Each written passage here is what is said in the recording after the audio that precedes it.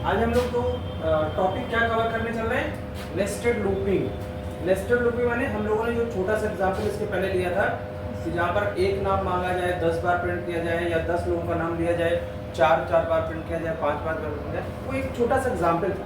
But loop को सही से समझने के लिए हमें क्या करना पड़ेगा, ये तमाम प्रकार के एग्जाम्पल हैं जो कि किससे संबंधित है, नेस्टेड लूप से। आपको देखने से कैसा लग रहा है, बड़ा सुंदर सा लग रहा है ना, लेकिन ये इतना आसान नहीं है। ये जितना देखने से आपको अच्छा लग रहा है, ऐसे जो डिजाइनिंग्स है ये हम लोग प्रोग्रामिंग में क्या करेंगे, सीखेंगे। कैसे सीखेंगे, कैसे ये काम करेगा, किस तरीके से ऐसा पैटर्न बन पाएगा, ये सारा चीज हम लोग अब डिस्कस करने वाले हैं। तो आप इसे पहले क्या करिए, बना लीजिए। बन गया है सभी का, है ना।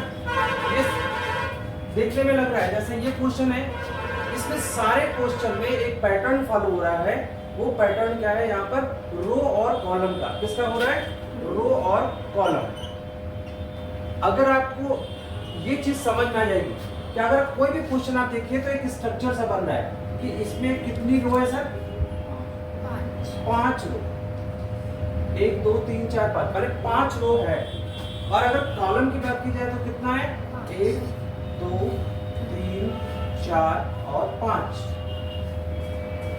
तो अगर आप देखिए तो यहाँ पर 5 रो 5 कॉलम हो गए ना। इसका मतलब कि प्रत्येक रो के लिए कॉलम कितनी बार चल रहा है, 5 बार चल रहा है ना। प्रत्येक रो कितना चल रहा है, 5 बार चल रहा है।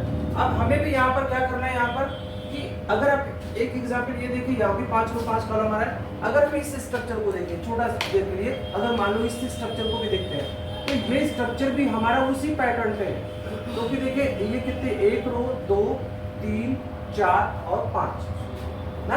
और अगर यहाँ पे देखिए इसे 1 2 3 4 और 5, यानी ये भी उसी स्ट्रक्चर में आ रहा है ना। अगर आप कोई इस क्वेश्चन को भी देख लें, अगर आप यहाँ पर, तो ये भी कितना, 1 रो 2 3 4 और 5। और ऐसे देखिए इस तरीके से भी 2 3 4 और 5 बन रहा है ना। यानी कोई भी स्ट्रक्चर अगर हम देखें तो हमें अंत में एक ही चीज आ रही है कि कहीं ना कहीं यहाँ पे रो और कॉलम के कॉम्बिनेशन को क्या किया जा रहा है, एडजस्ट करने की बात की जा रही है कि हमारा जो लूप है वो कितने नंबर ऑफ टाइम्स रो के लिए चले और कितने नंबर ऑफ टाइम्स कॉलम के लिए चले। अगर हमको ये चीज समझ में आ जाए कि हमारा लूप कैसे कैसे फॉलो, कैसे कैसे बढ़ता है, तो ये चीज प्रोग्रामों को हम करने में क्या करेंगे, सरलता हो जाएगी। आपने इसे बना लिया है, इसका एक क्वेश्चन हम लोग टेकअप करें, है ना। ये समझ में आ जाएगा कि कैसे ये प्रोग्राम चल रहा है।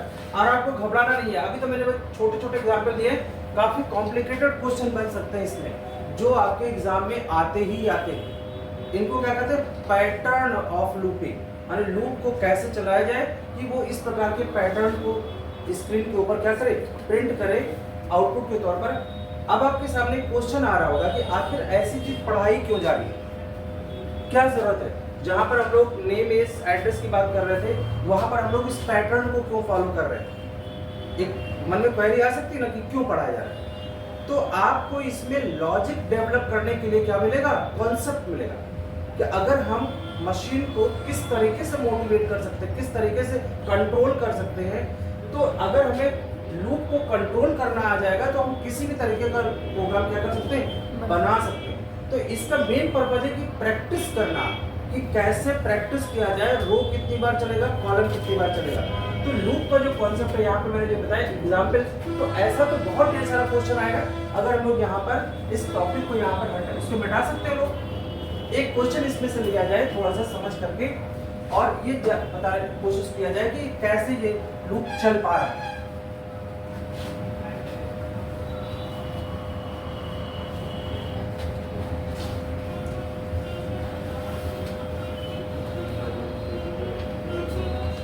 देखिए यहाँ पे ध्यान देना है ये चीज को कि ये पहले कॉलम चलता है अथवा पहले रो चलता है। आपने देखा होगा मॉनिटर के ऊपर जब कभी कोई प्रिंट आउट हम लोग लेते हैं यहाँ पर, तो प्रिंटिंग कैसे होती है, कॉलम वाइज होती है कि रो वाइज होती है। जो प्रिंट आउट, जो प्रिंटिंग हमारा चलता है होती है स्क्रीन के ऊपर, जैसे कोई चीज अगर मैं इस ऑब्जेक्ट को प्रिंट करना है, इस पैटर्न को प्रिंट करना है, तो पहले ऐसे माने ये लाइन प्रिंट होगी, फिर ये होगी, फिर ये होगी, फिर ये होगी, ये होगी, अथवा पहले ये होगा, फिर ये होगा, फिर ये होगा, फिर ये होगा, फिर ये होगा। कॉलम वाइज होता है, यानी कि पहले ये कर्सर इधर से इधर की तरफ नहीं आता, कंट्रोल हमेशा लेफ्ट टू राइट जाता है, then up and up to down, पहले left to right, then up and down, up to down. तो हमेशा प्रिंटिंग क्या होती है, पहले एक रो कंप्लीट हो जाती है, फिर दूसरी रो कंप्लीट होती है, फिर तीसरी रो कंप्लीट होती है, फिर चौथी होती है। इसका मतलब कि यहाँ पर पहले प्रत्येक रो के लिए कॉलम कितनी बार चल रहा है, 5 बार चल रहा है, और कितनी रो कितनी है, 5। तो यहाँ पे नंबर ऑफ रोज भी कितने हैं, 5, और नंबर ऑफ कॉलम भी कितने हैं, 5। तो हम पहले यहाँ पे जो क्वेश्चन को दिखाएंगे, क्वेश्चन को पहले प्रिंट करेंगे, पहले हम लोग लूप कौन सा चलाएंगे, रो का वाला रो चलाएंगे। तो जैसे अगर हम लोग क्वेश्चन को अगर बनाए यहाँ पर,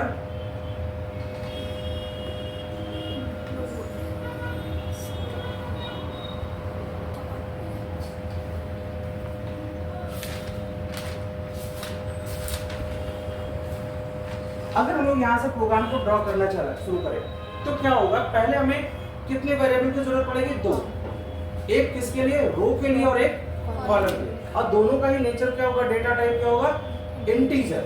तो हम यहाँ पे पहले एक वेरिएबल लेते हैं इन, मान लो एक हमने क्या लिया, r = 0 और c = 0, इनका इनिशियल वैल्यू हमने क्या दे दिया, पहले से बता दिया कि 0 है, ठीक। अब यहाँ पर हम लूप को पहले किसका स्टार्ट करें, पहले पहला रो कंप्लीट करते हैं, फिर दूसरा कंप्लीट होगा, जैसे हमने अभी बताया। तो पहले लूप भी हम कौन सा स्टार्ट करेंगे, रो। तो while r is less than 5 और r = r + 1, ठीक। ऐसे से क्या होगा, ये रो हमारा कितनी बार चलेगा, 5 बार चलेगा, क्योंकि स्टार्टिंग हमने कहाँ से की है, 0 से की है। अब हमने ये बताया कि प्रत्येक रो के लिए कॉलम कितनी बार चलेगा, 5 बार। अब अगर हमने ये अब कॉलम को स्टार्ट करना है तो हमें यहाँ पे क्या करना पड़ेगा, while c is less than 5, c = c + 1। अब हमारा क्या है, ये कॉलम भी कितनी बार चलने के रेडी हो गया, 5 बार, ठीक। यानी प्रत्येक रो के लिए कॉलम कितनी बार चलेगा, 5 बार। जब तक ये कॉलम 5 बार कंप्लीट नहीं कर लेता तब तक रो की वैल्यू नहीं बदलेगी, ठीक। अब हमें यहाँ पे क्या चाहिए, वैल्यू नंबर चाहिए। तो नंबर्स के लिए हम यहाँ पे क्या कमांड चलाते हैं प्रिंट करने के लिए, जैसे हमने यहाँ किया प्रिंट और हमने यहाँ पे फॉर्मेट स्ट्रिंग दिया %d, और हमने यहाँ पे क्या यूज कर लिया, %c, यहाँ पे c वेरिएबल दे दिया, और हमने इसको क्या किया, क्लोज कर दिया। अब आप बताइए क्या ये 5 बार चलेगा कि नहीं चलेगा, और क्या देगा हमें, नंबर्स देगा, क्योंकि यहाँ पे हमने क्या प्रिंट आउट किया, इंटीजर। तो इस c की वैल्यू 5 बार में 1 2 3 4 5 ऐसी होगी। तो हमें स्क्रीन पर क्या मिलेगा, ऐसा स्ट्रक्चर मिलेगा। अब चूंकि मैंने यहाँ पे कोई बैकस्लैश तो लगाया नहीं है कि वो वैल्यू इस तरीके से देगा, ऐसे तो देगा नहीं, वो वैल्यू ऐसे ही देगा, ठीक। अब यहाँ पर हमें जैसे ही 5 बार कंप्लीट होता है, हमें क्या चाहिए सर, लाइन को बदलना है। क्या करना है, रो चेंज होनी चाहिए, मतलब हमें इसके आगे नहीं चाहिए 1 2 3, हमें 5 के बाद फिर रो बदलनी चाहिए। तो हम यहाँ पे क्या कर सकते हैं, printf \n। ऐसा करने से क्या होगा, अब वो कंटिन्यूटी ब्रेक होके हमारा कंट्रोल नेक्स्ट लाइन पर आ जाएगा। कहाँ जाएगा, नेक्स्ट लाइन पर आ जाएगा। अब इसके बाद चूंकि हमने यहाँ पे c को स्टार्टिंग वैल्यू 0 दिया था, अब चूंकि ये लूप यहीं पे कंप्लीट हो जा रहा है, तो इसकी वैल्यू दोबारा फिर से 0 करनी पड़ेगी, नहीं तो ये 5 बार नहीं चलेगा। तो हमें यहाँ पर इसको फिर से c को रीइनिशियलाइज करना पड़ेगा 0, और यहाँ पर ये वाला लूप कंप्लीट हो गया। अब हमें इस वाले लूप को यहाँ पे कंप्लीट करना है, ये कंप्लीट हो गया, फिर यहाँ पर गेट ch ही हो जाएगा, और फिर हमारा ये वाला लूप कंप्लीट हो जाएगा। तो इस तरीके से ये वाला लूप हमारा, अरे एक लूप ये हो गया r का, दूसरा लूप तो क्या हो गया, c का। हम लोगों ने उस दिन बताया भी था कि नेस्टेड लूप कभी भी एक दूसरे को नहीं काटते, नेस्टेड लूप एक दूसरे को क्या करते हैं, नहीं काटते।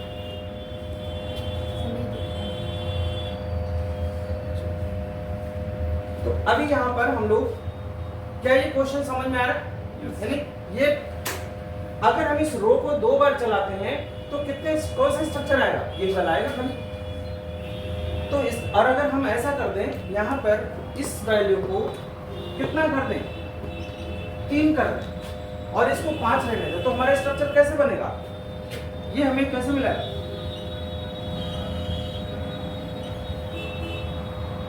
ऐसे मिलेगा।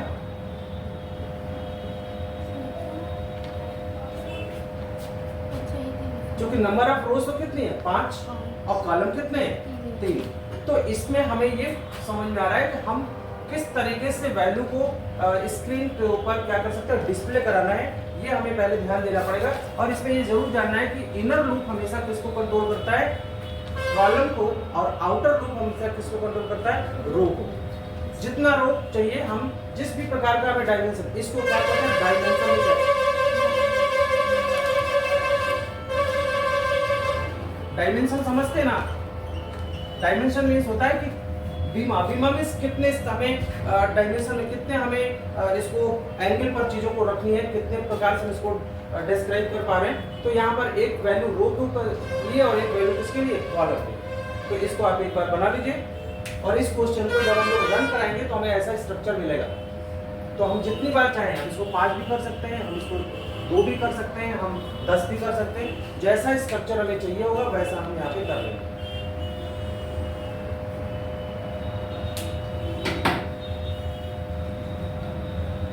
नितिन समझ में आया कुछ?